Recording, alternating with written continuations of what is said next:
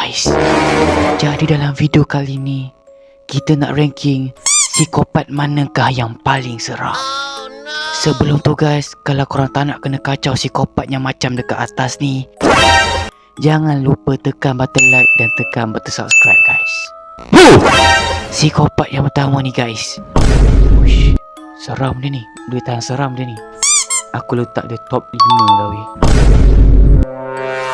Wah, badut Pennywise ni seram weh.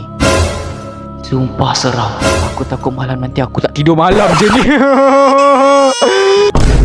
Si budak ni kecil-kecil pun tetapi mematikan. Gila meninggal.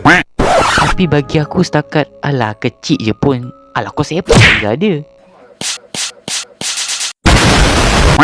Dia pendek kot. Why are we still here? Aku ada pernah tengok cerita dia ni. Weh, sumpah weh, seram weh. 3. Siapa datang ni? Tak seram. 8. Jason Jason nombor 2 lah. Ini comel, bukan seram. Alah. 10. Macam seram je. Dia ada cerita yang terbaru kan, Scream berapa ha? Tak silap aku. Seram. Tapi tak keseraman dia lah, biasa je.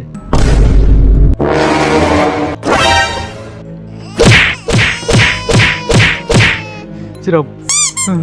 Satu. Korang nak aku ranking apa lagi guys? Cuba korang komen dekat bawah.